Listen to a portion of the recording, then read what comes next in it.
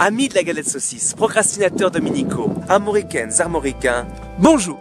Comme moi, tous les étés, vous voyez débarquer des hordes d'homo vacancianus sur les plages de notre beau littoral, et comme moi, l'un d'eux, pris d'une confiance en lui qui n'a d'égal que la surprise de sa femme, qui découvre qu'elle n'a pas besoin de payer pour poser sa serviette, vous demande d'un air certain « Dites-moi, brave breton, vous pensez vraiment que Nantes est en Bretagne ?» Et comme moi, pris de court et ne voulant ternir la réputation de notre belle péninsule et de son accueil chaleureux, n'avait osé répondre. Comment te dire, cher citadin? Est-ce que je te demande pourquoi tu t'entasses tous les matins dans une boîte de conserve géante? Ton kiff, c'est de te faire prendre en sandwich par un indien à l'acidité amère et un punk à chat qui va se coucher, c'est ça? Il avait donc courageusement choisi la réponse. En fait, pour te dire, Oh, un goéland!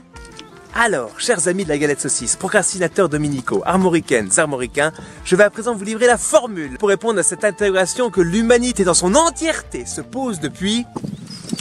jamais, tout le monde s'en fout. Or donc, pour savoir si Nantes est en Bretagne, il faudrait déjà qu'on soit d'accord sur ce qu'est exactement la Bretagne. Et quoi de mieux pour définir ce qu'est la Bretagne que de regarder son drapeau, par exemple. Alors, mon assistant a dû le poser par là.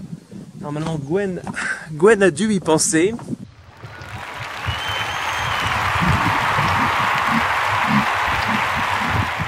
Ce drapeau breton qui comporte 9 bandes correspondant aux 9 seigneuries de Bretagne et donc aux 9 évêchés de Bretagne. Nous avons les 4 bandes blanches qui correspondent aux 4 évêchés de langue bretonne que sont Quimper, Saint-Paul-de-Léon, Tréguier et Vannes, et 5 bandes noires pour les 5 évêchés de Pays Gallo, Saint-Brieuc, Dol de Bretagne, Saint-Malo, Rennes et Nantes. Quid donc de définir ceux qui brandissent un drapeau breton dans un stade en disant que Nantes n'est pas en Bretagne? Mais alors, si Nantes est en Bretagne, tout comme le château des Ducs d'ailleurs, pourquoi la question se pose-t-elle? Pour répondre à cette question, il faut remonter à une époque lointaine, où l'on parlait encore en ancien franc. Une époque où on pouvait se la péter d'avoir l'eau courante. Une époque où Michel Drucker ne faisait de la télé que depuis 10 ans.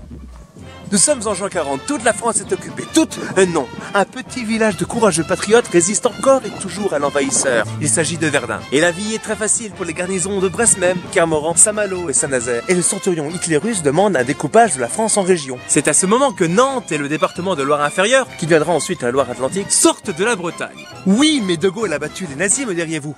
Et vous n'auriez pas tort. Mais au moment de former les régions de cette nouvelle 5e République, il a choisi de garder cet héritage. Depuis, la Bretagne, c'est comme une grille de loto. On a les 4 numéros, mais tant qu'on n'a pas le numéro complémentaire, on n'a pas le gros lot. Mais à la question, dites-moi, brave breton, pensez-vous vraiment que Nantes est en Bretagne? Je vous propose de répondre. Enfin, je ne sais pas, moi, est-ce que ton cœur est dans ton corps? Est-ce que tu as un moteur dans ta voiture? Est-ce que tu as une autre question con à me poser?